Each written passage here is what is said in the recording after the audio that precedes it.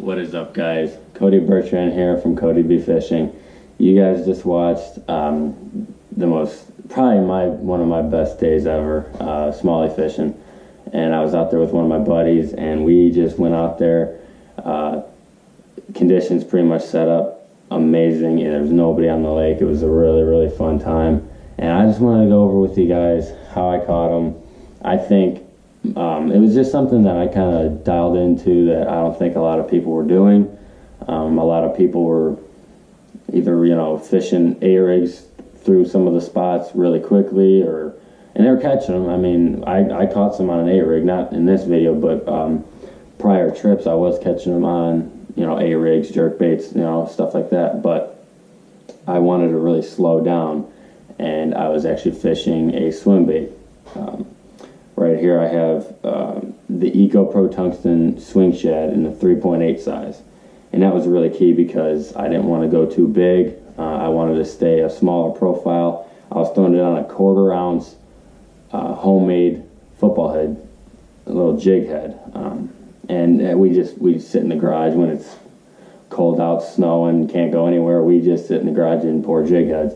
And that's what we do. So I wanted to try it out, and the way I was working it was also a key part in how I think I caught them. So what I would do is I would just cast it out there, make a real long cast. I was fishing some rock, and there were some bigger boulders mixed in the area too. It was kind of like a rock flat, and there's bigger rocks mixed in, and so I would just cast it out there, let it sink to the bottom, and just painfully slowly reel it back.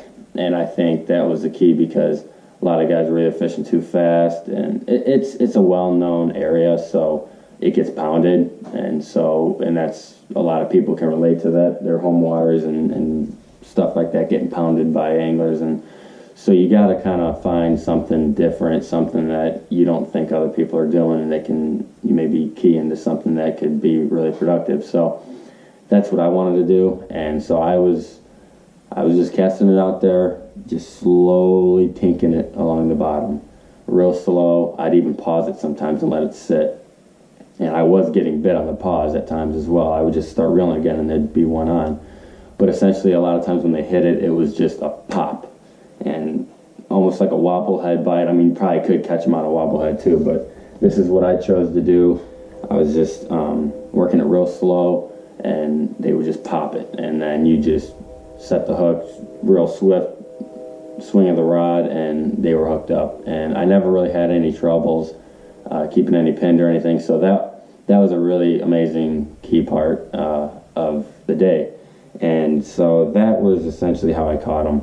And the rod and reel I was using and line was also kind of key.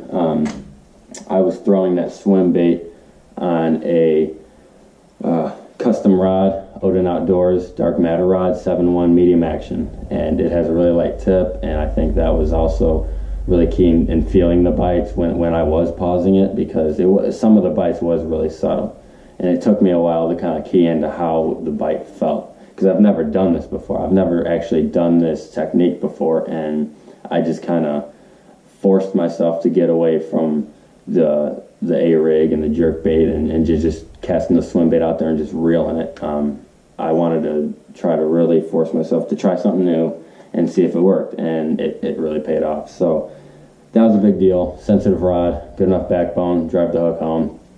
I was throwing it on an ALX, Abu Garcia ALX, and I was throwing it on 15-pound Berkley 100% or Trilene 100% fluorocarbon.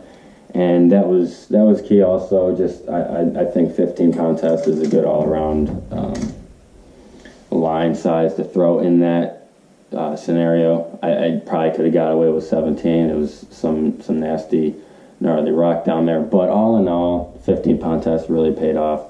It was an amazing day. We had almost 22 pounds of smallmouth. It was just an amazing day. So aside from that, it was just really looking forward to getting back out there this year. This video was actually from last year, but you know how it goes. I got really busy with work and everything just piled up, and I never got to editing any of my footage from a lot of my good fishing trips from last year. So that's essentially what I'm going to do. I'm going to post some of my older videos from last year onto this year and just roll with it, because I did have some amazing days that I really want to post and show you guys. So that was that. So stay tuned. There's a lot more good footage coming. I hope you guys enjoyed the video. I hope you guys learned a thing or two. Be sure to subscribe, like the video, comment. If you got any questions, feel free to comment. I'll have the EcoPro Tungsten gear that I used linked below. I'll have the line, the rod, the reel, everything linked below. Check it out, guys.